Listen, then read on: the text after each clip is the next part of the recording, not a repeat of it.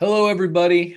We have officially passed the NFL trade deadline. We are getting into the real money-making weeks for fantasy football. There is no going back now. The NFL teams have all set their roster officially. They've made the acquisitions they needed to make. So, who are the ones that you need to pay attention to on the defensive side of the ball? This is RPO football. This is the IDP 5, week 10. Let's roll. First person I'm talking about this week, bringing the positivity with, is Jacksonville edge rusher Trayvon Walker.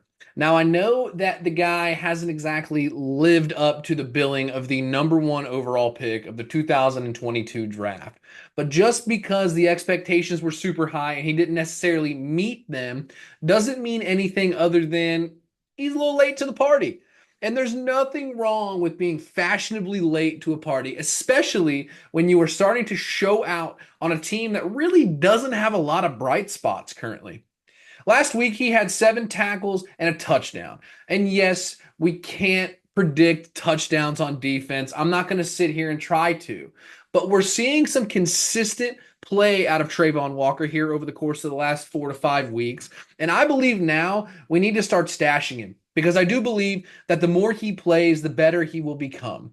He is still young. He is still available in certain formats. And in dynasty leagues, there's no reason that he shouldn't at least be on the bench. I understand if you're still reticent to start him. I myself am in that same boat, but there is nothing wrong with Trayvon Walker currently. He's starting to show out. He's on pace for his best career year. Now, I know he's not been in the league that long, but he's pacing for career highs in both sacks and tackles this season.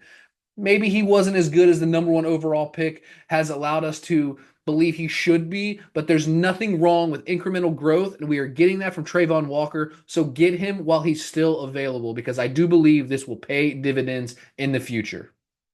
The second player I want to talk about today is Atlanta Falcons linebacker Caden Ellis.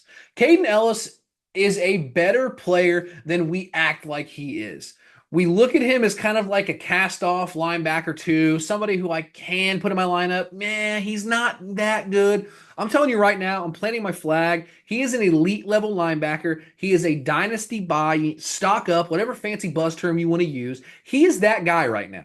Last week he had 13 tackles and a sack. I don't care what position you play, who does that. That is a big week. But what's really getting me excited about Caden Ellis is that he's currently pacing for not only his best career year, but over 150 total tackles. We weren't expecting this type of production when he left New Orleans, and he played a weird role there. I'll get back to that. In Atlanta, we were kind of seeing who's going to take over for Foye. We all know Foye is great. Well, when Foye left some big shoes to fill, and I believe that Caden Ellis has filled them effectively. A lot of people like to talk about Nate Landman. There's some J.D. Bertram rumblings around, but Caden Ellis has been a constant there, and he has been consistently good at what he does. And what does he do? He tackles the ball. When he played in New Orleans, he was kind of playing second fiddle to Demario Davis in a scheme that didn't necessarily allow for him to show off what he could do. But now we are seeing what he can do in a defense where he's getting on the field and he's playing opportunity snaps. He's getting the guy on the ground. And because of this, we are seeing IDP matchups won because of Caden Ellis.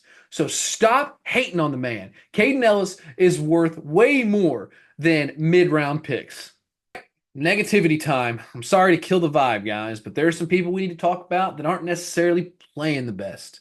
But I will say that there's kind of a different theme this week. A lot of times, what I'll do is I'll kind of hone in on people that are playing bad or maybe big names that I'm looking to trade. This week, I'm seeing a lot of consistency or inconsistency with players who are good that are starting to slip into these mid-season funks. So the first player I want to talk about is Will McDonald of the New York Jets. We all know that he is a great young edge rusher. My issue is we're seeing a dip in production, but no dip in snaps. That is concerning. He's playing the same amount. We've seen him get high level stats, mostly in the sack department early in this season. But over the past 14 to 17 days, we have seen him combine for minimally 3 tackles in 2 games. He was a complete no-show 2 weeks ago. And last week, he might as well not have showed up because he's more of a roster clogger when he's going to stat like that or when he's going to get stats like that. My problem with this is when you're playing consistent snaps, I can't pull you out of my lineup. And Will McDonald is a great emerging young talent for the New York Jets. Edge rusher is a position we all love. And when you can get a young guy in a dynasty format in IDP and he's an edge rusher and you're seeing high volumes of sacks, you love the guy. But when they aren't producing the sacks and they're not tackle consistent players, that is when you start to have a problem with players like this. I do think that Will McDonald will turn this around. I think it's too early to panic. Don't sell a Will McDonald. Don't do that. But we need to start looking more in depth at kind of how the Jets are using him and if he is going to be a reliable start moving forward. But until we make a decision like that, I believe he needs to stay in your lineups and we need to start riding this out a little bit, as uncomfortable as it may be. I do believe he'll rebound and he'll become at least the consistent player we have seen, but he's got the upside to be great. And because of that, I'm not moving off him yet. But you're still not playing good, Will. Help me out here. Get some stats. Help us fantasy managers, our fake football managers, make a little bit of money. Will McDonald, the first and hopefully last time you'll be on the bad list.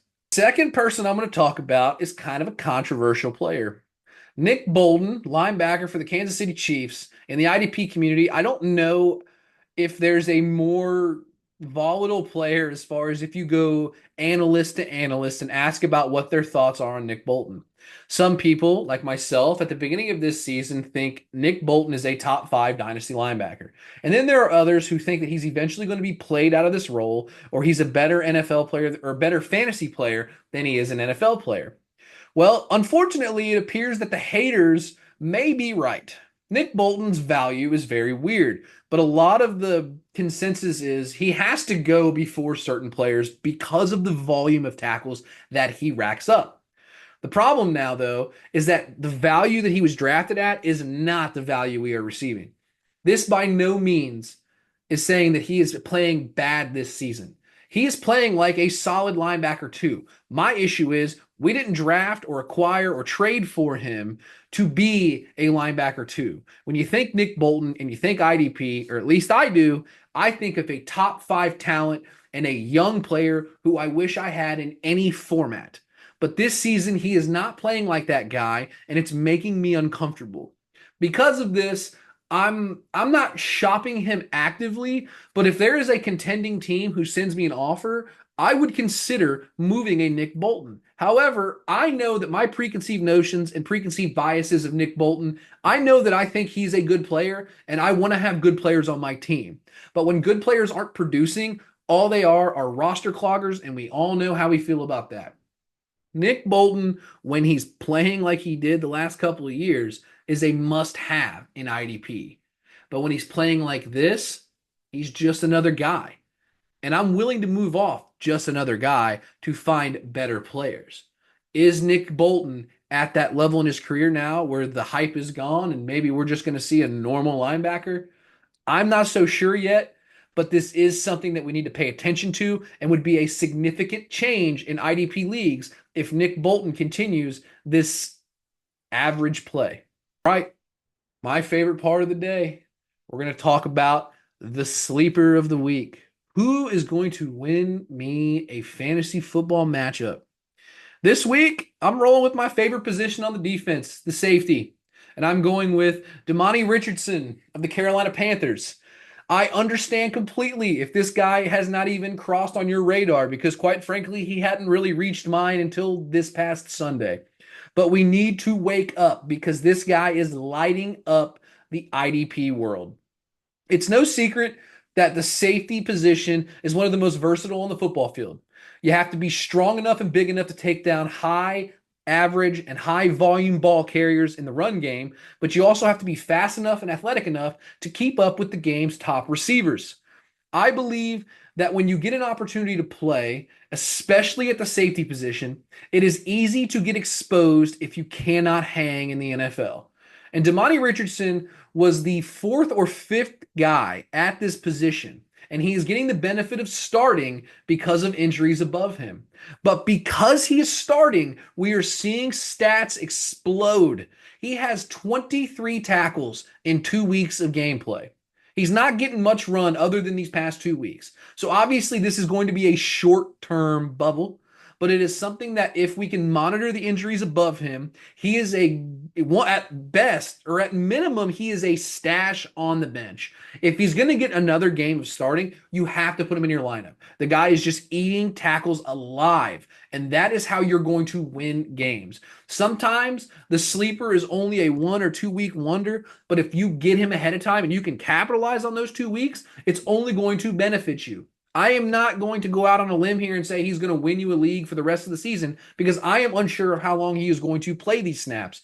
But while he's playing these snaps, he is a must start. Buy now, get him on waivers, pick him up before anybody else realizes his name. And quite frankly, right now, he might be the best Richardson in fantasy football.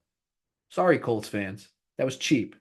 But regardless, a short-term investment is still an investment. So make sure you look at it, put him in your lineup, and if you're weak at safety, he's as good of a dice roll as you're going to get right now. Guys, thank you very much again for watching this. My name is Matthew Montgomery. You can follow me on all socials at MattMontyFF. I do video content mostly here, but I do dabble a little bit on football, guys, when they allow me to.